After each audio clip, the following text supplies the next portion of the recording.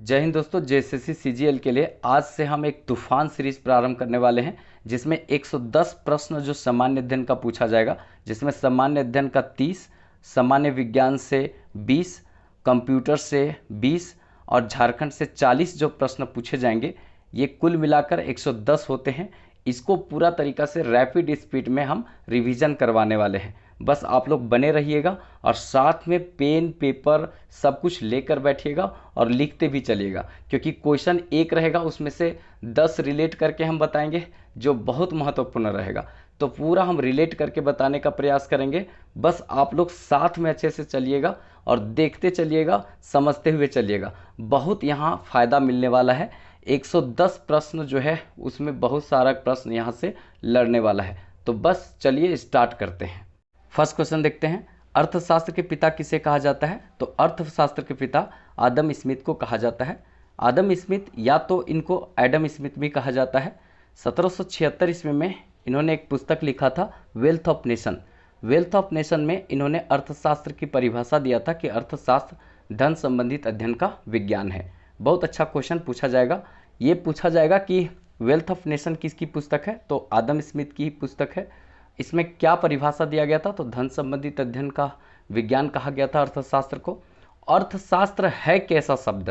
तो दिमाग में रखेंगे कि अर्थशास्त्र जो है वो इकोनॉमी से निकला हुआ है, इकोनॉमिक्स शब्द से निकला हुआ है, जो ग्रीक भाषा का एक शब्द है। तो ये भी पूछा जा सकता है कि अर्थशास्त्र किस भाषा का शब्द है? तो ग्रीक भाषा का शब्द है जो इकोनॉमिक्स से निकला है। बहुत अच्छा क्वेश्चन यहाँ से पूछा जा सकता है। देखिए, जब आदम स्मिथ जो है परिभाषा दिए थे धन संबंधित अध्ययन का विज्ञान, जब इन्होंने कहा था तो इनका परिभाषा को काट दिया था प्रोफेसर मार्शल। प्रोफेसर मार्शल जो है इनकी परिभाषा को काटते हुए कहा था कि ये धन संबंधित अध्ययन का विज्ञान नहीं है, ये कल्याण का विज्ञान है। अर्थशास्त्र पर धन पर जोर देना सही नहीं है, इसको दुखदाई विज्ञान बता दिए थे प्रोफेसर मार्शल जो है, इसको दुखदाई विज्ञान बता दिए थे। और इन्होंने अपना परिभाषा दिया था कि ये कल्याण संबंधित विज्ञान है। और इनका पुस्तक बहुत बार पूछा गया है, principle of economics. Principle of economics किसका पुस्तक है? मार्शल का पुस्तक है। ठीक है, इसमें क्या लिखे थे ये कि अर्थशास्त्र कल्याण का विज्ञान है। उसके बाद रॉबिन्सन जो है आए, तो रॉबिन्सन ने इन दोनों का परिभाषा को काट दिया, मतलब कहा कि धन का भी विज्ञान नहीं है और कल्याण भी अर्थशास्त्र नहीं करता है, ये दुर्बलता में चयन का विज्ञान है। दुर्बलता में चयन का विज्ञान कहने का मतलब है कि बहुत सारा मतलब आवश्यकताएं हैं लेकिन साधन सीमित है।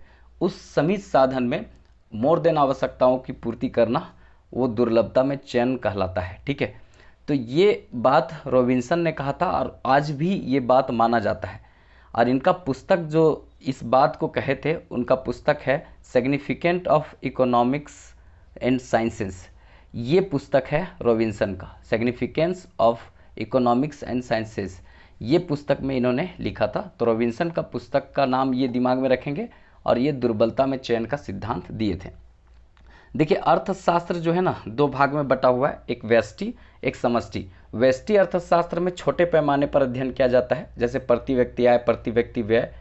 फिर उसके बाद अगर देखेंगे तो समष्टि में बैंकिंग सेक्टर आ जाएगा, उसके बाद राष्ट्रीय आय, राष्ट्रीय व्यय, इस तरह का अध्ययन किया जाता है समष्टि में। तो व्यष्टि और समष्टि अर्थशास्त्र को दो भागों में बांटने का काम किया था रैगनर फिश। रैगनर फिश ने दो भागों में बांटने का काम किया था और इन्हीं को सबसे पहले जो है पहला अर्थशास्त्र के क्षेत्र में नोबेल पुरस्कार 1969 में मिला था। नोबेल पुरस्कार ये रैगनर फिश को ही सबसे पहले मिला था। ठीक है, इन्होंने ही अर्थशास्त्र को दो भाग में बांटा था, व्यष्टि और समष्टि। छोटा पार्ट को अध्ययन करना है, यूनिट बाय अध्ययन करना है तो व्यष्टि, और बड़ा पार्ट में मतलब अध्ययन करना है तो समष्टि। ये सब चीज़ को बांटे थे। और एक बात यहाँ पे बहुत अच्छा है याद करने वाला कि जो व्यष्टि फिर अलग हुआ उसके जनक किसको बोला गया? तो व्यष्टि अर्थशास्त्र के जनक बोला गया स्मिथ को। ठीक है, स्मिथ को, आदम स्मिथ को। और समष्टि अर्थशास्त्र का जनक किसको बोला गया? तो वो समष्टि अर्थशास्त्र का जनक जॉन मेनार्ड किंग, JM किम को बोला गया। तो ये अच्छा क्वेश्चन बन सकता है, तो थोड़ा इसको ध्यान में रखिएगा। नेक्स्ट क्वेश्चन देखते हैं। CNG गैस बनता है। देखिए, CNG gas methane, ethane, propane gas के मिलने से बनता है। मीथेन, एथेन, प्रोपेन गैस के मिलने से CNG गैस बनता है। और सीएनजी से बड़े बड़े बसें भी चलती है, पॉल्यूशन थोड़ा ये कम करता है। ठीक है, तो इसको थोड़ा सा ध्यान में रखेंगे। सीएनजी गैस जो है मीथेन, एथेन, प्रोपेन से बनता है। बहुत अच्छा क्वेश्चन पूछा जाता है। कुछ और देख लेते हैं जब गैस का बात आया तो, जैसे बायोगैस। बायोगैस में क्या मिलाया जाता है, मतलब क्या बनता है, कैसे बनता है बायोगैस? तो बायोगैस जो है मीथेन प्लस कार्बन डाइऑक्साइड से बनता है। बायोगैस जो है मीथेन प्लस कार्बन डाइऑक्साइड से बनता है। उसके बाद एलपीजी, लिक्विड पेट्रोलियम गैस जो होता है, जिसको हम लोग घर में यूज करते हैं खाना बनाने के लिए, उसमें ब्यूटेन प्लस प्रोपेन होता है, ब्यूटेन प्लस प्रोपेन होता है।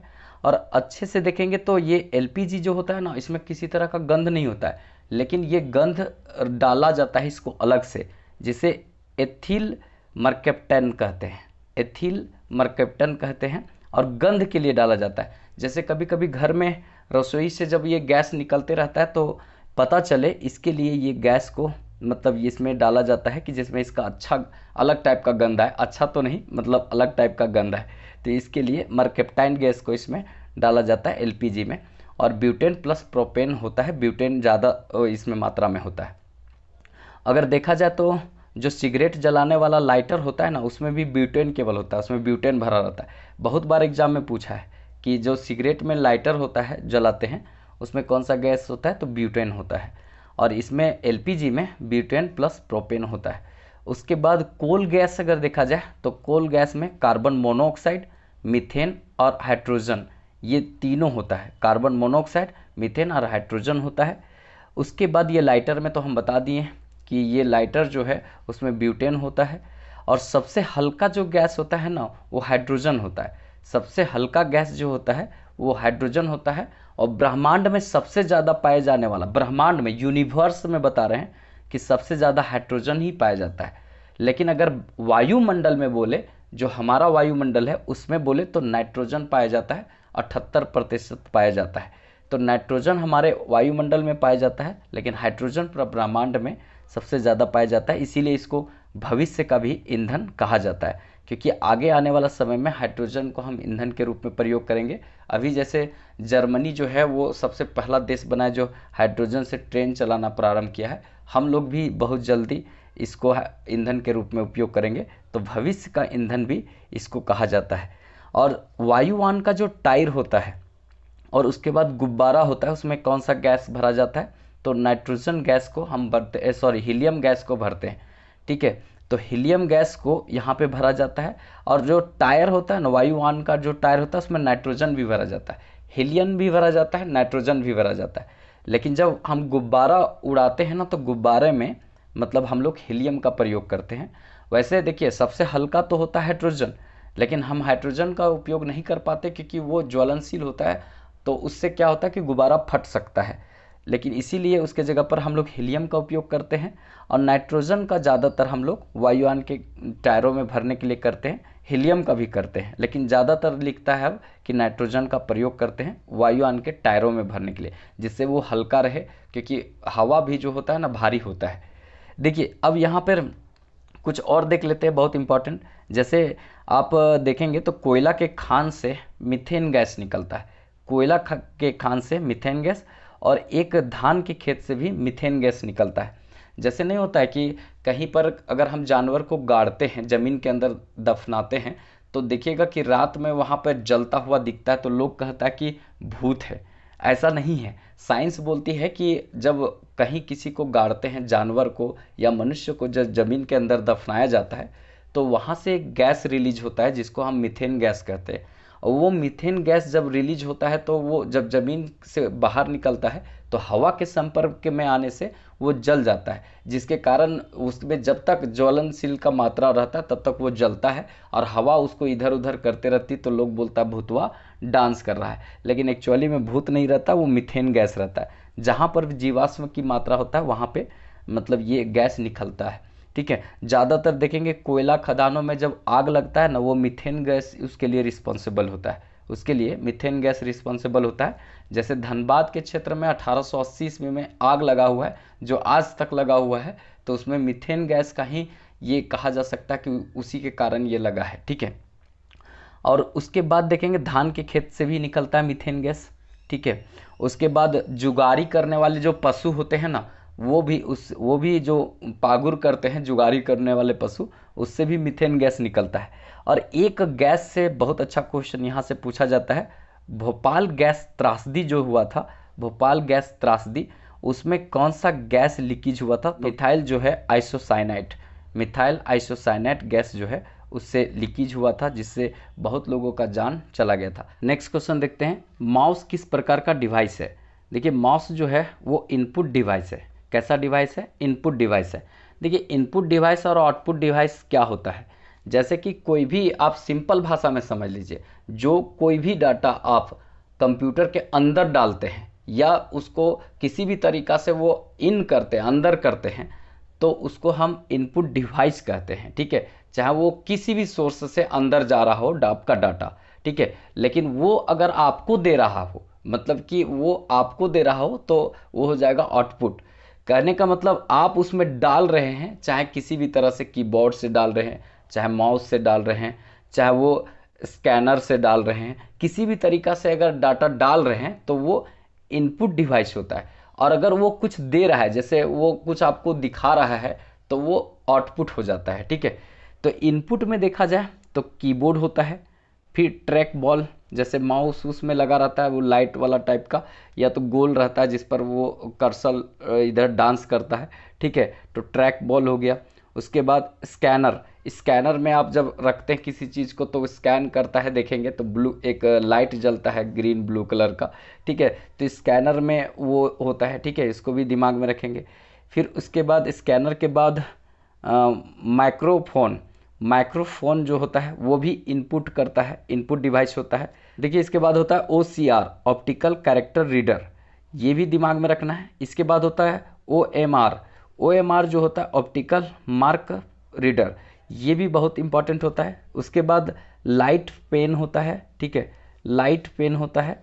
उसके बाद टच स्क्रीन, आप जब कोई भी स्क्रीन को टच करते हैं तो वो इनपुट ले लेता है, जो भी आप यहाँ से इंडिकेट करेंगे तो वो अंदर ले लेता है, तो उसको कहते हैं टच स्क्रीन। उसके बाद बार कोड रीडर भी होता है। ये सब कैसा डिवाइस है? इनपुट डिवाइस है। आउटपुट डिवाइस में देखेंगे तो मॉनिटर, मॉनिटर जो है वो आपको अंदर का जो डाटा है उसको स्क्रीन पर दिखा करके बाहर आपको देता है, तो वो हो जाएगा आपका मॉनिटर। उसके बाद स्पीकर हो गया। उसके बाद प्रिंटर, जो भी आप इनपुट दिए थे उसको कॉपी के रूप में बाहर दे देता, हार्ड कॉपी के रूप में, तो प्रिंटर। उसके बाद जितना भी प्रोजेक्टर, आप देखिएगा प्रोजेक्टर जो है वो बाहर की ओर शो कर देता है जहाँ से आप देख सकते हैं, तो ये प्रोजेक्टर, ये सब हो गया क्या? Output device. तो इस तरह से बहुत अच्छा यहाँ से क्वेश्चन बन सकता है। देखिए अगर वीडियो अच्छा लग रहा हो ना तो एक लाइक ज़रूर कर दीजिएगा, क्योंकि बहुत मेहनत करना पड़ता है। ये मतलब कहने का मतलब देखा जाए तो एक छोटा सा मोबाइल से इतना सारा एडिट करके आप लोग को देते हैं, बहुत मेहनत लगता है। बस एक लाइक कर दीजिएगा, और चैनल सब्सक्राइब नहीं किए होंगे तो रेड वाला बटन प्रेस करके सब्सक्राइब कर लीजिएगा, क्योंकि आप लोग का वही प्यार जो मिलेगा वही थोड़ा ऊर्जा का काम करता है। इस तरह का सीरीज जो है ना हम चला रहे हैं, स्टार्ट कर चुके हैं, इसके पहले भी हम दे चुके हैं, आप जाकर चैनल प्लेलिस्ट में देख लीजिएगा। और आगे जब तक एग्ज़ाम नहीं होगा तब तक हम इसको देते रहेंगे, मॉर्निंग टाइम में ये सीरीज आते रहेगा। बस आप लोग थोड़ा सपोर्ट और प्यार बनाए रखिएगा, और थोड़ा अपने दोस्तों में भी शेयर कीजिएगा। नेक्स्ट क्वेश्चन देखते हैं, बेंटोनाइट झारखंड में सर्वाधिक किस जिला में पाया जाता है? तो बेंटोनाइट झारखंड में सर्वाधिक साहेबगंज जिला में पाया जाता है। आप लोग बेंटोनाइट का मतलब जानते हैं क्या होता है? इसको मुल्तानी मिट्टी कहा जाता है, जो ना मतलब पूरा तरीका से अपना चेहरा पर लगाता है लोग खूबसूरत दिखने के लिए, एकदम जो रतिया में लगा करके सोता है, और दिनवा में जब सवेरे सवेरे उठेगा तो एकदम क्रैक क्रैक रहेगा, उसमें आ जाता है। पता चलेगा अगर दिख गया कहीं 3-4 बजे भोरवा में तो एकदम लगेगा कि भूताहा टाइप का आदमी, तो वो डर जाएगा लोग। ठीक है, तो बेंटोनाइट उसी को कहते हैं, मुल्तानी मिट्टी होता है ये बेंटोनाइट। ये सबसे ज़्यादा जो है साहेबगंज के क्षेत्र में पाया जाता है, तो इसको थोड़ा सा ध्यान में रखिएगा, बहुत अच्छा क्वेश्चन पूछा जाता है, और ये बार बार पूछा जाता है कि बेंटोनाइट कहाँ पाया जाता है, तो ये सर्वाधिक जो है वो साहेबगंज के क्षेत्र में पाया जाता है। अब कुछ यहाँ पे खनिज का बात आया तो और देख लेते हैं, जैसे सीसा, सीसा सबसे ज़्यादा हजारीबाग के क्षेत्र में पाया जाता है, सीसा हजारीबाग के क्षेत्र में पाया जाता है। इसके बाद टंगस्टन, टंगस्टन भी हजारीबाग के क्षेत्र में पाया जाता है। टंगस्टन जो है बल्ब का फिलामेंट बनाने में इसका प्रयोग किया जाता है, टंगस्टन का। ठीक है। उसके बाद पायराइट, पायराइट भी हजारीबाग के क्षेत्र में पाया जाता है और इसको झूठा सोना कहते हैं। देखते हैं फुटपाथ पर नहीं 4-5 रुपया में नेकलेस नेक बैंड ये सब मिल जाता है, जो लड़की लोग खरीदते रहती है ज़्यादातर, ठीक है, जो बहुत अच्छा एकदम सोना जैसा चमकते रहेगा, लेकिन 2-4 दिन के बाद जो है उसका सोनवा उतर जाता है, ठीक है। तो कुल मिलाकर देखा जाए तो पायराइट वही है, वो हजारीबाग के क्षेत्र में सबसे ज़्यादा होता है और बिकता भी हजारीबाग के क्षेत्र में बहुत ज़्यादा है। देखेंगे तो फुटपाथ पर लाइन से सब लोग लगा रहता है, यही वाला बिकते रहता है, ठीक है। और पूरा एकदम चमकता रहेगा, ऐसा लगता है कि एकदम सारा गोल्ड का टेंडर यहीं पर रखा हुआ है, ऐसा लगेगा, ठीक है। तो ये अच्छा यहाँ पे क्वेश्चन बन सकता है। तो सीसा, टंगस्टन और पायराइट हजारीबाग के क्षेत्र में पाया जाता है। उसके बाद फायर क्ले, फायर क्ले जो है ना ये धनबाद के क्षेत्र में पाया जाता है। एक प्रकार से ये मिट्टी है। चिमनी भट्टा देखें हैं तो चिमनी भट्टा में जो ऊपर लाल कलर का जो लेप रहता है वही ये होता है फायर क्ले, और ये धनबाद के क्षेत्र में सबसे ज़्यादा यहाँ पे पाया जाता है। तांबा देखेंगे तो मुसावनी घाटशिला जो पूर्वी सिंहभूम का क्षेत्र है वहाँ पे सबसे ज़्यादा देखने को मिलेगा, मुसावनी घाटशिला पूर्वी सिंहभूम के क्षेत्र में तांबा। और उसके बाद यहाँ पे ग्रेफाइट, ग्रेफाइट जो है पलामू के क्षेत्र में देखा जाता है। यहाँ पे बॉक्साइट भी पलामू के क्षेत्र में हालांकि मिलता है, लेकिन ग्रेफाइट जो है वो भी आपको देखने को मिलेगा पलामू के क्षेत्र में। चूना पत्थर भी यहाँ मिलता है। उसके बाद एस्बेस्टस, एस्बेस्टस जो है वो सरायकेला खरसावां के क्षेत्र में बनता है।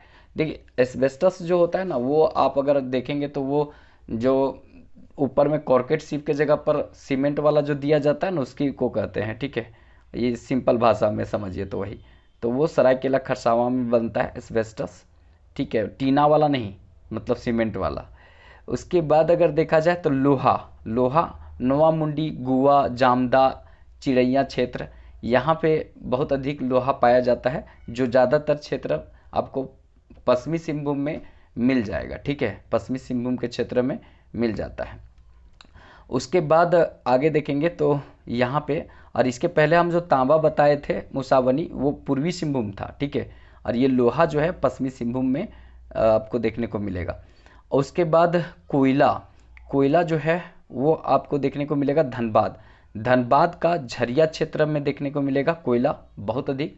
90% कोकिंग कोल जो है झारखंड झरिया क्षेत्र से देता है पूरा भारत को। उसके बाद कौन सा कोयला, बिटुमिनस कोयला, एंथ्रासाइड नहीं है, एंथ्रासाइड जम्मू कश्मीर साइड में, हमारे यहाँ नहीं है। अगर यही कोलवा को छोड़ देंगे ना, बिटुमिनस कोयला को एक आध हज़ार मतलब एक आध लाख साल छोड़ देंगे ज़मीन के अंदर तो वो एंथ्रासाइड बन जाएगा, लेकिन बिटुमिनस से हम लोग काम चला रहे हैं क्योंकि दूसरा सबसे अच्छा कोयला वही है, ठीक है। उसके बाद बोकारो जो है, बोकारो में करगली क्षेत्र है कोयला के लिए, ये रिजर्व है, बहुत बड़ा रिजर्व क्षेत्र है कोयला का, करगली बोकारो में है। यहीं पर्वतपुर है, मीथेन का गैस का क्षेत्र यहाँ पे है। उसके बाद देखेंगे यहाँ पे हजारीबाग, हजारीबाग कर्णपुरा बड़का गांव क्षेत्र है, यहाँ पर भी कोयला अच्छा खासा निकलता है। और इसी से लगता हुआ क्षेत्र जो है टंडवा, टंडवा चतरा का है, जहाँ पे आम्रपाली अभी कोयला निकाल रही है। तो ये अच्छा खासा एरिया जो है यहाँ देखने को मिलेगा। कुछ लातेहार में भी है, लातेहार का जो सिकनी क्षेत्र है यहाँ पर भी कोयला देखने को मिलेगा आपको, ठीक है। और कुछ घटना अगर देख ले तो एक तो धनबाद में आग लगा हुआ है 1880 ईस्वी से अभी तक लगा हुआ है, एक ये बहुत बड़ी घटना है। धनबाद में ही एक बहुत इम्पॉर्टेंट घटना हुई थी, बहुत खतरनाक घटना, इम्पॉर्टेंट क्या बहुत खतरनाक घटना हुआ था, चास नाला का घटना, जहाँ पे कोयला खदान में आग लग गया था 1975 में, बहुत सारी जानें यहाँ गई थी। चास नाला का घटना कहाँ हुआ था, धनबाद में। और ललमटिया जो कोयला क्षेत्र है कहाँ पे है, तो ये गोड्डा में है। सबसे ग्रामीण क्षेत्र पूरा जो झारखंड का है वो गोड्डा, और सबसे शहरी क्षेत्र है धनबाद, ठीक है। तो धनबाद में हुआ था चासनाला का घटना, और ललमटिया क्षेत्र जो है वहाँ पे गोड्डा में आपको देखेंगे तो यहाँ पर सबसे ग्रामीण क्षेत्र है, यहाँ ललमटिया कोयला क्षेत्र है, यहाँ भी ललमटिया दुर्घटना हुआ है, ठीक है। तो इस तरह का जितना भी बात बताएं ये बहुत महत्वपूर्ण रहेगा आपके एग्ज़ाम के लिए। बस आप लोग अच्छे से देखिए, नोट्स बनाते चलिएगा, बहुत अच्छा काम आपको यहाँ पे आने वाला है। और एक क्वेश्चन है लेकिन उसमें बहुत सारा रिलेट करके बताया गया है, तो अच्छा लगा होगा तो एक लाइक ज़रूर कर दीजिएगा, अपने दोस्तों को शेयर कीजिएगा। चैनल सब्सक्राइब नहीं किए होंगे तो रेड बटन प्रेस करके चैनल सब्सक्राइब कर लीजिएगा। फिर मिलेंगे नेक्स्ट वीडियो में, तब तक के लिए जय हिंद। है।